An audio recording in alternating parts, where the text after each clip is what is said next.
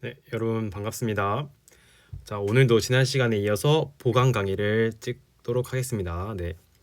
우리 지난 시간에 60만세 운동하고 신간회쯤 하다 말았거든요. 그래서 그냥 오늘은 이 60만세 운동 처음부터 다시 한번 깔끔하게 설명을 하고 광주 학생 항일 운동까지 이어서 마저 설명하도록 하겠습니다. 자, 이 중에서 굳이 제일 중요한 거 하나 꼽으라고 하면 신간회라고 했어요. 근데 이 신간회가 탄생하게 된 배경이 60만세 운동과 연관이 있고, 그 다음에 신간회에서 했던 활동이 이 광주 학생 항일 운동하고도 연관이 있습니다. 네. 그래서 시간 순서대로 봐도 얘가 26년, 얘가 27년, 얘가 29년에 각각 일어났던 사건들입니다. 네. 자, 그래서 이 내용들을 이제 하나씩 살펴보겠습니다. 자, 먼저 60만세 운동 먼저 살펴볼게요. 60만세 운동. 자, 6월 10일 날 발생한 만세 운동입니다. 자, 우리 지난 시간에 만세 운동은 딱 하나 배웠습니다. 어떤 거? 1919년에 있었던 3.1 운동 배웠죠. 그쵸? 자, 얘도 같은 그 계열, 만세 운동 계열이고요. 자, 그래서 이 60만세 운동이 일어나게 된 배경을 지난 시간에 간단하게 우리 배웠어요. 기억날지 모르겠지만 이 60만세 운동은 원래 민족주의자와 사회주의자와 그리고 학생 이렇게 세 계열들이 함께 합쳐서 원래 운동을 준비하고 있었다고 했었죠. 그쵸? 네. 그런데 그때 어떻게 된다 했어요? 이 민족주의와 사회주의자가 검거가 됩니다. 중간에. 네. 그리고 이 학생 계열만 살아남아서 이들이 60만세 운동을 끝까지 이어나가고 실제로 실현하는 데까지 큰 공을 세우게 됩니다. 자, 근데 여러분이 또 알아야 될 게 이 민족주의자와 사회주의자들이 검거가 되긴 했어도 이 둘이 우리 지난 시간에 설명했을 땐 약간 물과 기름과 같다 했잖아요. 민족주의자는 지주나 자본가들이 좀 많았고 사회주의자는 농민과 노동자를 위한 사람들이 많았기 때문에 이 둘이 살짝 연합하기가 힘들었는데 이 60만세 운동을 준비하면서 이 둘 사이에 뭐가 보였다? 연합 가능성을 엿보았습니다.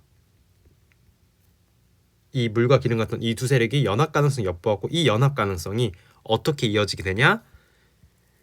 이게 나중에 이렇게 신간회라는 민족 유일당 운동과 연합이 된다는 거, 연합이 된다라는 거 저번 주에 그렇게 설명했었죠, 그렇죠? 네, 60만세 운동 좀 더 해보겠습니다. 자, 60만세 운동이 일어난 거 어느 날짜에 일어났냐? 이거는 특이하게 순종 장례일에 일어났습니다.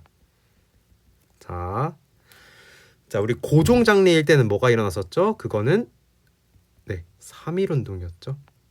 그래서 이거는 객관식 문제에서도 많이 나온다고 했었다고 얘기했었습니다. 네. 그래서 이 순종 장례식 날, 이 60만세 운동을 일으켰는데, 자, 근데 일본이 바보도 아니고 고종 때 이미 경험했죠. 고종 장례식 날을. 그러니까 일본이 일제가 철저히 준비하고 있었습니다. 그렇기 때문에 이 운동은 전국화가 되는 데 있어서는 어려움을 겪었다. 3.1 운동은 전국화가 됐었죠. 반면에 얘는 전국화가 되진 않았다. 60만세 운동은. 자, 이렇게 60만세 운동 끝나게 되고요. 자, 60만세 운동에 이어서 자, 제일 중요한 신간회라는 단체가 만들어지게 되는데 이 신간회가 만들어지게 말이 많이 꼬이네요. 네. 자, 이 신간회라는 단체가 만들어지게 된 배경 크게 한 세 가지 정도 봅시다. 자, 어떻게 세 가지냐? 첫 번째는 아까 앞서 말했던 이 경험이 있었기 때문입니다. 60만세 운동 당시에 연합 경험이 있었기 때문에 이 신간회라는 단체가 만들어진 게 가능했고, 무엇보다 이 신간회라는 단체는 자, 2번과 3번이 오히려 좀 더 중요한데 이 신간회라는 단체는 민족 유일당 운동이라 했잖아요. 우리 민족, 조선 민족이 중에서도 유일당은 only one 말하는 거죠. 그렇죠? 네, only one. 자, 어떻게 only one이냐? 이게 처음으로 연합을 했기 때문에 민족주의와 사회주의의 연합을 했던 거의 첫 번째 정치 단체에 해당하기 때문에 민족 유일당 운동이라고 이 신간의 단체를 불러주는 겁니다. 자, 그렇다면 아까 말했듯이 물과 기름과 같다고 했는데 어떻게 연합이 됐냐? 그 이유는 간단합니다. 민족주의 그리고 사회주의 모두 약간의 위기를 겪고 있었기 때문이에요. 그다음에 사회주의자의 위기. 자, 물론 이거 말고도 사실 여러 이유가 있어요. 근데 보통 교과서 상으로 알기로는 이 정도면 충분합니다. 자, 그럼 민족주의자의 위기 먼저 살펴보겠습니다. 자, 이거는 타협적 민족주의자가, 자, 글씨가 조금 날아가네요. 등장했다라는 거. 자, 이게 민족주의자라기보다는 민족주의의 위기입니다. 자, 앞에 타협적이라는 키워드가 붙죠? 네, 중요합니다. 자, 이 타협적 민족주의자들은 어떤 사람들이냐? 다른 말로 어떻게 부르냐? 자치론자라 불립니다. 자, 그렇다면 여기서 말하는 자치론자는 또 뭐냐? 타협적 민족주의자가 곧 자치론자라 했는데 자치론자는 뭐냐? 자, 일단 자치라는 뜻을 보면 여러분 굉장히 현대사회에서는 긍정적인 뜻입니다. 지방 자치, 뭐 학급 자치, 자치위원회. 그 민주주의의 핵심 원리잖아요. 네, 국민주권. 국민한테 모든 권리가 있으니까 국민들이 스스로 정치할 수 있는 뭐 의지라든가 권리가 다 있다. 이게 이제 민주주의의 기본 가치다 보니까 이 자치가 현대사회에서는 긍정적이나 당시 일제강점기 때 자치의 의미는 약간 부정적인 거에 가깝습니다. 자, 어떻게 부정적이냐면, 자, 여기서 말하는 자치론이란 뭐냐? 말 그대로 일제가 다시 여기부터 설명할게요. 자, 이 자치론자들이 말하는 게 뭐냐면, 자, 우리 이 타협적 민족주의자들 뭐라 말하냐면, 야, 우리 일본이 빼고 말이 꼭 꼬이네요. 그러니까 쉽게 말해서 자치론자들은 진짜 자치하자는 겁니다. 네, 정치적 권리를 누리자라고 합니다. 누리자. 다만 뭐다? 누리자로 주장하는 단 일제가 허용하는 범위 내에서. 이게 키포인트입니다.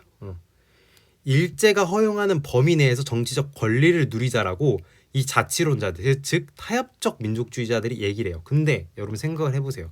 일제가 허용하는 범위 내에서 하자는 얘기는 독립하자는 거야, 안 하자는 거야? 사실상 독립 의지가 거의 없어 보이죠, 지금. 그럼 이게 독립운동가들한테 설득이 될까? 이 자치론이? 아니요. 오직 친일적 성향이 가까운 사람들한테만 설득이 됩니다. 네. 그래서 이 타협적 민족주의자가 등장하게 됨으로써 누구도 등장한다? 비타협적 민족주의자도 등장하게 된다라는 거. 그래서 이 비타협적 민족주의자와 누가 짬뽕을 하냐? 지금 여기서 살펴보게 될 사회주의자가 짬뽕을 해서 만들어진 게, 이 두 개가 연합을 해서 비타협적 민족주의자와 사회주의가 연합해서 만들어진 게, 그게 바로 신간회입니다. 네, 아시겠죠? 네. 자, 그렇다면 그 사회주의자 위기는 뭐였냐? 치안유지법 때문입니다. 자, 우리 지난 시간에 배웠어요. 20년대 정책 중에 하나가, 이 치안유지법은 민족운동, 독립운동가 때려잡는 것도 있지만 원래의 목적은 뭐였다? 이 치안유지법은 원래 목적은 사회주의자 때려잡는 법이었다. 그래서 이 치안유지법으로 사회주의자들 열심히 때립니다. 20년대에. 그래서 사회주의자들 역시 위기를 겪고 있었고, 그래서 이 두 세력이 연합을 해서 만든 게 신간회입니다. 네, 아시겠죠? 그래서 민족유일당 운동이다. 이렇게 연합을 한 적이 없기 때문에. 자, 그 다음에 이 이제 신간회에서 했던 활동들이 여러 가지가 있어요, 사실. 네, 그 중에서 좀만 몇 개 살펴보자면, 그 중에 제일 중요한 것 하나 보자면 광주 학생 항일운동을 지원하고 이 사건의 진상을 파헤치기 위해 진상조사단을 파견합니다. 네. 근데 이 파견된 진상조사단 때문에 일제의 탄압을 받고 신간회가, 그래서 신간회가 해소가 되는 계기를 제공해 주기도 하거든요. 네. 그래서 자연스럽게 이 광주 학생 항일 운동으로 바로 이어갈 텐데 공간이 살짝 부족하네요.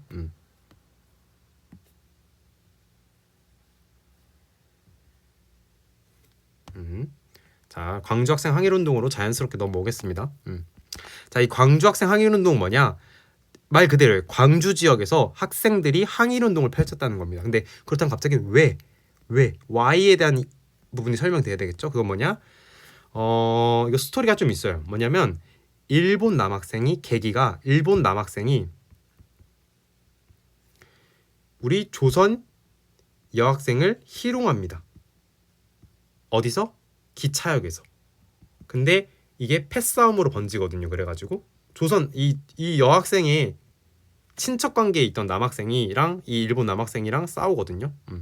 근데 패싸움 벌어집니다. 근데 패싸움 뒤에 일본 경찰에 판단이 좀 아쉽습니다. 자, 아쉽다라는 게 뭐냐? 어떻게 하냐면 얘네들은 훈방 조치, 일본 남학생들은 야 그냥 가라 하고 조선 남학생들만 붙잡아 놓고 감금시킵니다. 감옥에다가 쳐 넣어요. 그래서 학생들이 중심이 돼서 학생들이 이 소식을 듣고서 이런 차별적인 민족 차별적인 대우, 민족 차별적인 교육을 철폐하라 하면서 외치고 나섰던 게 광주 학생 항일 운동이고요. 자, 이 운동은 특이하게도 전국화하는데 성공합니다. 네, 이 운동은 특이하게 60만 세 운동은 준비된 운동이었거든요. 그렇죠? 근데 광주 학생 항일 운동은 자, 준비된 거에 좀 반대말이죠. 우발적이다. 준비되지 않고 어찌 보면 좀 일어나는 활동 중 하나거든요. 네, 우발적이었으나 전국화가 됐고 60만 세 운동 준비했으나 전국화가 되지 못했었죠. 자, 이런 차이점이 있다라는 거. 자, 그래서 나중에 신간회에서 이 운동을 지원해주기도 했다라는 것 정도만 아시면 되겠습니다. 네, 그래서 프린트 내용을 보고 다시 한번 정리를 할게요. 자 60만 세 운동은 자, 민족주의 계열, 사회주의 계열, 학생 계열. 아까 말했죠? 이 세 계열이 준비했으나 이 둘은 검거당했다. 그렇지만 학생들이 중심이 돼서 일단은 순종의 장래일에 만세 시위를 끝까지 전개했고, 하지만 이거는 이 시위를 예상하고 있었던 일제에 의해서 전국화는 되지 못했다라는 거. 자, 다만 아까 말했지만 민족주의와 사회주의 계열 사이의 연합 가능성을 이 운동을 통해서 확인할 수 있었습니다. 비록 이들이 검거는 돼서 끝까지 운동을 하진 못했지만. 자, 그 다음에 신간회 보겠습니다. 신간회.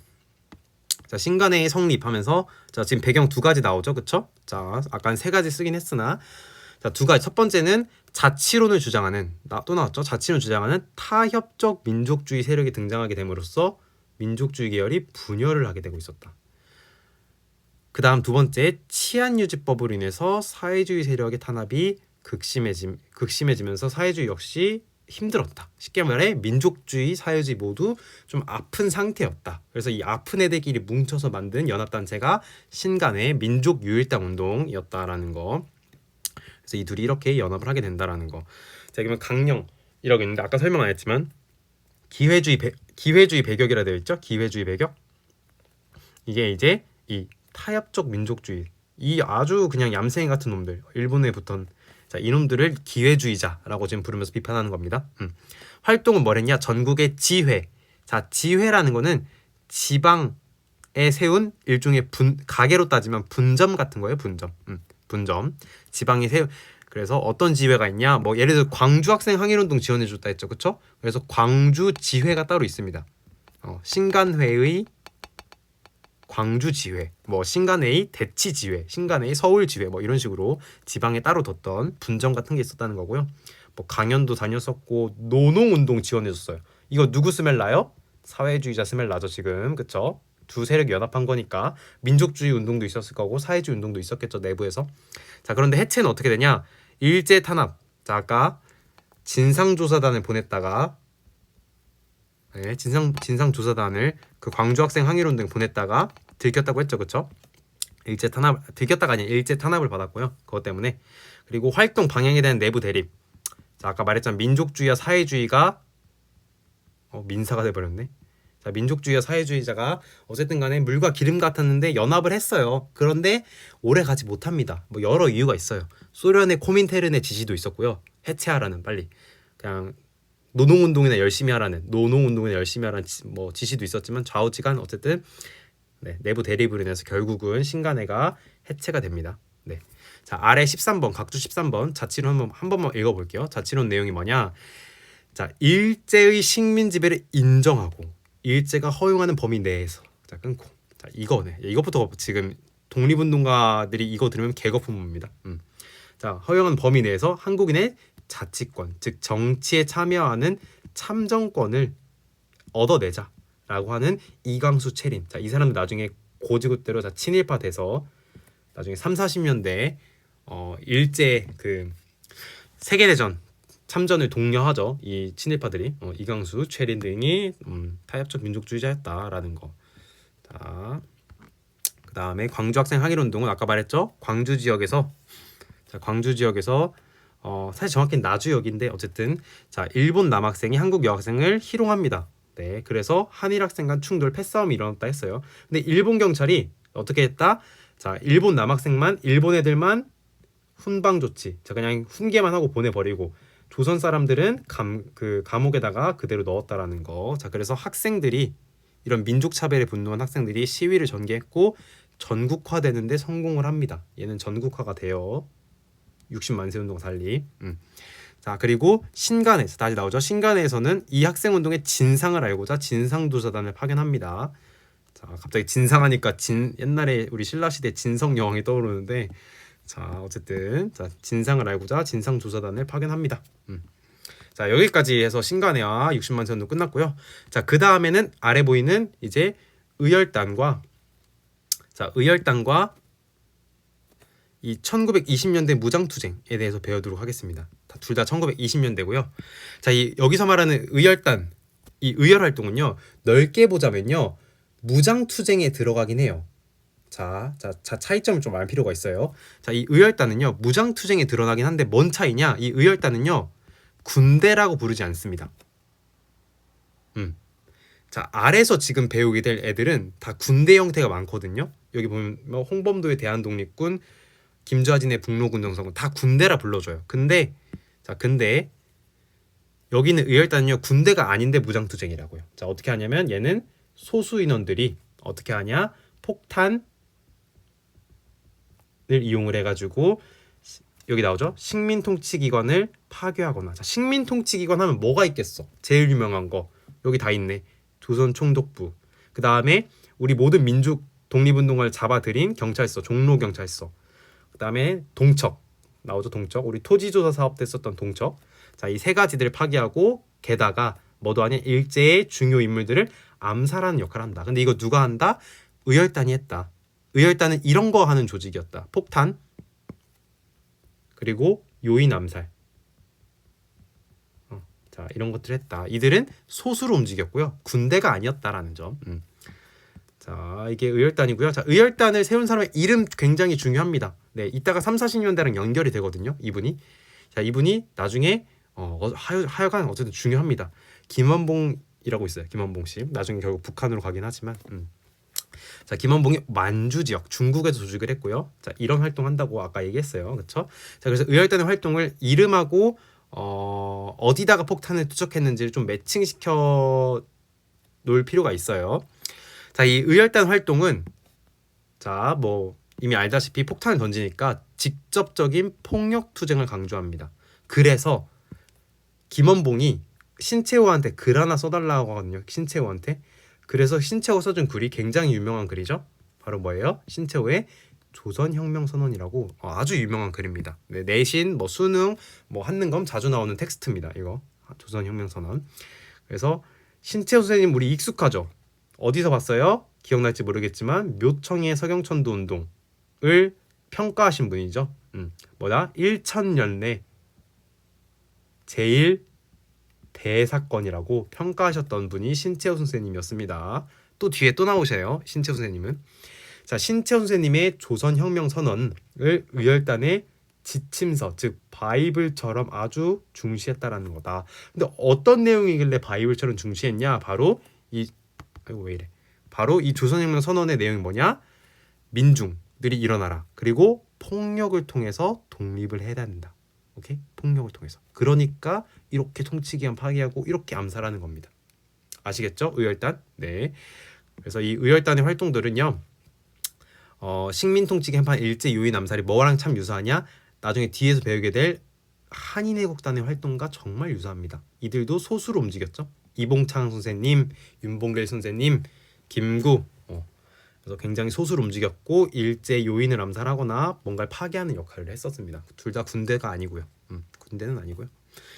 자, 어쨌든 여기까지가 1920년대 의열투쟁이었고요. 그 다음 1920년대 이번엔 국외 무장투쟁은요. 옆에 지도를 그리면서 다시 한번 공부를 할게요. 자, 자, 어떤 지도를 그릴 거냐? 자, 우리 국내 지도를 그릴 건데 국내 지도를 그리기 앞서서 자, 배우게 될 내용을 먼저 넘버링해서 살펴볼게요. 첫 번째 어떤 거 할 거냐? 봉오동 전투 배울 겁니다. 자, 두 번째 뭐 배울 거냐? 청산리 대첩 배울 겁니다. 자, 왜 이렇게 터치가 갑자기 안 되지? 자, 세 번째 뭐 배울 거냐? 간도참변 배울 겁니다. 자, 네 번째는 자유시 참변. 뭔가 지워야지. 자, 그 다음에 다섯 번째는 삼부라는 새로운 정부가 조직이 됩니다. 여섯 번째. 자, 여섯 번째 내용은요. 지금 프린트에 없어요. 이게 사실 고등학교 내용이라서 선생님 뺐다가 다시 생각해 보니까 넣을 필요가 있어. 그래서 미세협정은 이따가 추가해야 됩니다. 프린터에다가. 자, 일곱 번째는 삼부 통합운동입니다. 자, 이렇게 일곱 가지로 자, 이 일곱 가지가 뭐냐? 바로 1920년대 국외 무장투쟁입니다. 자, 국내 무장투쟁은요, 여러분 생각을 해보세요. 좀 어렵지 않을까요? 일제가 그렇게 경찰력도 빠방한데, 자, 국내는 좀 어렵고요. 그래서 국외에서 활동을 하게 되는 주 무대가 어디냐? 바로 만주 지역입니다. 만주. 자, 만주 지역이라는 거. 자, 그래서 지도를 통해서 우리 한번 자, 확인을 해 보겠습니다. 자, 지도에 하면서 위치도 좀 나타내 주면서 해볼게요. 자, 한반도는 좀 대충 그리겠습니다. 한반도가 주 무대가 아니다 보니까 지금 여기 이렇게 러시아와 중국의 경계선. 자, 그다음에 여기 백두산. 이게 백두산이에요. 백두마운틴. 자, 첫 번째 뭐냐? 바로 봉오동 전투가 이쯤에서 벌어지고요. 자, 이 봉오동 전투는요, 여러분이 알지 모르겠으나, 자, 이거는 홍범도 장군님이 자, 같이 왔다 갔다 하면서 볼게요. 자, 첫 번째 봉오동 전투는 홍범도가 이끄는 대한 독립군입니다. 자, 이 명칭이 완전 중요한다기보다는 그냥 말을 해야 되는데 여러분이 홍범도가 이끄는 부대가 맞서 싸웠습니다. 라고 은연중에 넘어가도 되겠지만 웬만한 명칭을 제대로 기억해주면 좋겠죠. 네, 별표까지는 아니지만. 자, 홍범도의 대한독립군. 네, 모르겠다. 면접 때 근데 물어봤는데 모르겠다면 그냥 홍범도가 이끄는 부대 이런 식으로 넘어가도 이것도 스킬입니다. 그냥 이거를 그냥 스무스하게 넘어가는 게 스킬이에요. 이것 때문에 고민하고 막 오랫동안 시간 끌고 이러기보다는 이렇게 모르겠으면 일반 명사 처리하거나 고유 명사를 모르겠으면 자, 적당히 일반 명사 처리하고 넘어가는 스킬도 필요합니다. 진짜로. 자, 중요한 건 이 봉오동 전투가 우리를 왜 배우냐? 청산리 대첩 왜 배우냐? 우리가 일제를 상대로 승리한 몇 안 되는 전투 중 하나이기 때문에 우리가 승리한 것들은요, 일단 죄다 배웁니다. 많지 않거든요. 그래서 일단 죄다 배워요. 웬만하면. 죄다는 아니지만 많이 배워요. 웬만하면. 그래서 봉오동 전투는 자, 홍범도 장군이 승리했던 거고, 그다음 청산리 대첩이죠. 그쵸? 자, 얘는 보다 크게, 가장 크게 승리해서 대첩 붙여주는 거거든요. 청산리 대첩은. 자, 청산리 대첩은 뭐냐? 봉오동 전투에서 패배한 뒤로 일본군이 만주의 독립군을 소탕을 목적으로 좀 더 부대를 많이 끌고 와요. 청산리 대첩 때. 예. 자, 그래서 부대를 끌고 왔는데 그럼에도 우리가 김좌진 장군님이 이끄는 북로군종서 군과 플러스 홍범도 장군님의 대한독립군 또 등장하시죠? 2번 하셨습니다, 이분. 등등 여러 연합부대가 있었어요 당시에. 이 연합부대가 참고로 봉오동 전투도 연합부대입니다. 어쨌든 연합부대가 청산리에서 크게 승리를 합니다. 자, 크게 승리했다라는 게 청산리 대첩 기억해 둘 만한 포인트고, 자, 어떤 부대가 참가했는가도 알아두면 좋습니다. 네, 적어도 김좌진, 홍범도라는 인물의 이름 정도는 기억해 두면 좋습니다. 청산리 대첩은 백두산 근처에 벌였고요. 자, 근데 여러분 생각을 해보세요. 자, 이 만주 지역이 어쨌든 중국 땅이긴 하지만 조선과도 경계선 꽤 가깝거든요. 그러니까 일본 입장에서도 이 지역이 좀 정리가 되면 좋겠어. 근데 지금 연달아 털렸지. 일본이 봉오동 털렸지, 청산리 털렸지. 그래서 일본이 어떻게 하는 줄 알아요? 여러분 어떻게 할까요? 자, 우리 지난 시간에 배웠을 때 이 1910년대에 이 지역과 이 지역들에 뭐가 있었냐면 한인촌이 있었거든요. 한국인들이 모여 사는 마을들. 기억나요? 근데 이 한인촌 얘기를 왜 하냐면 여러분 이 생각을 해보세요. 여기 있는 부대들이 전투를 치렀다 했잖아요. 이 부대들이 물자를 보급받는 데가 다 어디겠어? 다 한인촌이야. 단순히 물자만 보급해줄까? 물자뿐만 아니라 여기서 인력 역시 차출해 가는 겁니다. 부대들이. 그러면 이 부대들은 이 지역을 베이스로 삼고 있는 부대들인 거야. 아까 배웠던 그 김자진, 홍범대 부대들은. 그러니까 일본이 이걸 알았어. 알았어. 그래서 어떻게 하겠니? 네가 일본 사람이야. 그러면 이 두 부대를 지금 잡으려고 했는데 실패했잖아. 군대를 잡으려고. 그러니까 군대 잡으려 했는데 이거 군대 잡기 실패했어. 그럼 어떻게 한다? 군대가 베이스 삼고 있는 마을을 공격한다라고 얘들이 생각이 간 거야. 그러니까 참 잔인하거든. 잔인한데 군사 전략상으로는 이게 유의미한 거긴 해. 근데 어쨌든 간에 잔인하게도 마을을 공격하겠다고 판단을 내린 거지. 일본 부대. 왜? 군대를 계속 못 잡았으니까. 근데 이 마을 공격이 진짜 잔혹하게 이루어진다 얘들아. 정말 잔인해. 그래서 간도 지역에 있는 또는 만주 지역에 있는 부대가 아니죠. 이 마을을 싹 다 거의 쓸어가다시피 합니다. 그냥 싹 다 불태우고 사람을 다 죽입니다. 그냥 진짜. 이 학살을 어떤 여러 이제 캐나다 선교사들이라든가 다른 선교사를 찍기도 했고 기록도 남겼습니다. 아직도 남아 있어요, 이 기록들이. 그래서 우리가 지금 이 비참한 역사를 알 수 있게 된 거고. 참으로 잔혹하게 정말 한국인들을 살해해요. 정말 사진 찾아보지 마세요. 그 유튜브에 영상도 있는데 그거 보지 마시고 그냥 너무 잔인합니다. 진짜. 자, 어쨌든 이렇게 간도 참변을 당합니다. 그런데 독립군 부대는 일단 살아남긴 했거든요. 근데 베이스가 폭발했잖아 지금. 그치? 그러니까 어떻게 하냐? 일단은 여기 러시아령인 자유시로 일단 갑니다. 왜 자유시로 갔냐면 당시 러시아가 소수민족의 독립을 지원해주겠다라고 공공연하게 얘기를 하고 있었거든요. 그래서 이 말을 믿고 독립군 부대들이 여기로 갑니다. 근데 여기서 자유시 참변을 당하죠. 자유시 참변이 뭐냐? 쉽게 말해서 여기서 당시 소비에트 군대 적군이라고 합니다. 적은 여기서 레드 말합니다. 소련의 부대니까 멀거쳐. 공산당 사회주의니까. 그 적군들이 무장해제를 요구합니다. 우리 독립군 부대가 자유시에 도착했을 때. 근데 이거가 좀 잡음이 있어가지고 적군이 적군이 여기서 에너미 아니에요. 레드 말합니다. 레드. 그 러시아 적군이 우리를 공격을 했고요. 그리고 우리 내부에서도 분열도 있었고요. 내분이라고 하죠. 이런저런 이유로 이 자유시설 인원을 꽤 많이 잃고 결국 어떻게 다시 돌아와요. 독립군 부대가 다시 돌아옵니다. 이게 동그라미 옵니다. 돌아와서 그냥 뭐 하느냐? 우리 선조들이 포기를 안 하거든요. 진짜. 참 포기 안 하신 대단하신 분들입니다. 정말. 자, 3부를 조직합니다.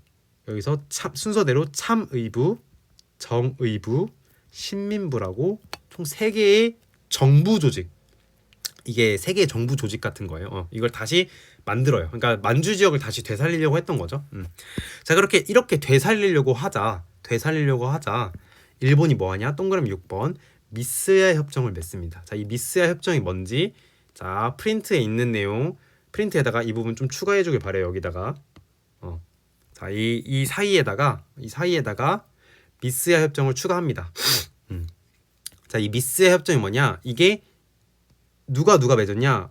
일본하고 만주 지역에 있는 군벌. 자, 여기 있는 만주 지역의 군벌은 중국인입니다. 장쩌린이라는 사람이 있는데 어쨌든 만주 지역에 있는 군벌. 자, 이 만주 군벌과 맺은 협정입니다. 자, 그래서 군벌이 뭐예요라고 할 수 있는데 그냥 군사력이 꽤 있는 단체라기보다는 국가 조직까지는 아니지만 어쨌든 큰 단체입니다. 어쨌든 자, 이거 설명하려면 중국사 설명해야 되는데 자, 그렇게까지 깊게 갈 거 없고 자, 일본이 어쨌든 간에 이 만주 군벌과 맺은 협정입니다. 자, 이거 왜 맺었냐가 중요해요. 자, 이거 한국사 지금 설명하는데 갑자기 왜 미스야 협정이냐? 왜 3부 설명하다가 왜 갑자기 미스야 협정이냐? 자, 이게 다 우리나라 역사와 관련이 있어요. 어떻게? 일본이 만주 군벌과 어떤 내용으로 맺었냐? 이 만주 지역에서 활동하는 독립군을 너희들이 넘겨줄 시에 우리가 돈 주겠답니다. 네, 포상금 지급하겠다. 이게 미스야 협정의 내용이에요. 미스야 협정은 뭐 나중 고등학교 내신 가면 나오고 뭐 한능검도 나오고 수능에 나오는 중요한 겁니다. 그래서 이 포상금 지급하겠다라는 내용이 나오니까 어떻게 했겠어? 만주 군벌들이 열심히 독립군 잡아갔다가 바쳤겠지, 돈 받으려고. 그렇게 해서 미스야 협정으로 인해서 이 세워진 3부가 위기를 맞게 돼. 이걸로 인해서 독립군이 다시 한번 위기를 맞습니다. 알겠죠? 그래서 미스의 합정으로 위기를 맞자 어떻게 하냐? 동그라미 7번 이 지역에서 역전 3부 통합을 하게 됩니다. 이 찢어졌던 세 개를 둘로 합쳐요. 어떻게 둘로 합치냐? 이렇게 합칩니다. 남만주와 북만주. 남만주에는 국민부라고 하는데 여기 남만주, 남쪽 만주라는 겁니다. 반면에 북만주에는 뭐가 들어오냐? 혁신의회가 들어옵니다. 자, 그리고 이게 나중에 이 두 지역이 나중에 30년대 무장투쟁하고 또 이어져요. 이 정부에서 군대를 각각 만드는데 자, 이게 30년대 무장투쟁하고 또 이어집니다. 그거는 이제 토요일 날에 본격 설명을 할 거고요. 자, 지금까지 설명했던 것들 텍스트로만 다시 한번 확인해 볼게요.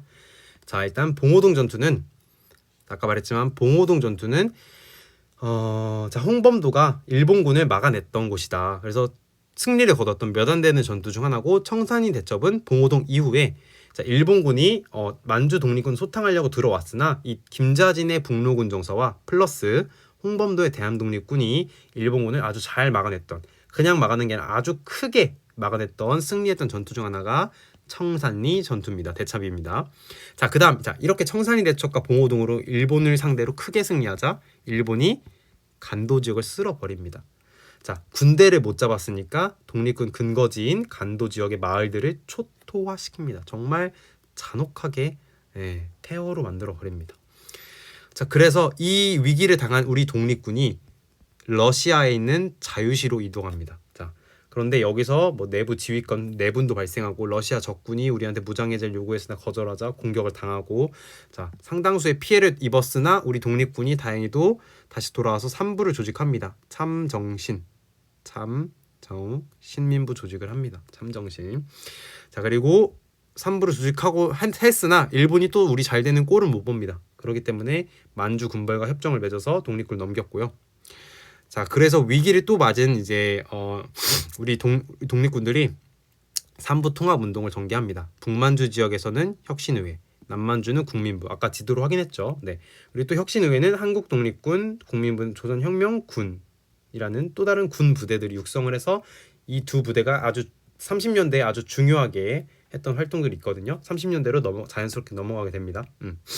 자, 여기까지가 선생님이 지난 시간 해야 됐던 내용들이고요. 보충 강의는 아마 토요일 날 수업을 할 텐데 또 찍을 것 같아요. 토요일 날 할 수업도 적진 않아가지고 그래도 꼭 보충 강의 꼭 들으세요. 아시겠죠? 네, 이게 보충하는 내용들이 안 중요해서 보충인 게 아니라 시간이 모자라서 우리가 못했던 내용이기 때문에 보충 강의 꼭 들으시고요. 아주 오랫동안 수업 듣느라 수고 많았습니다. 네, 퀴즈 준비 열심히 하시고요.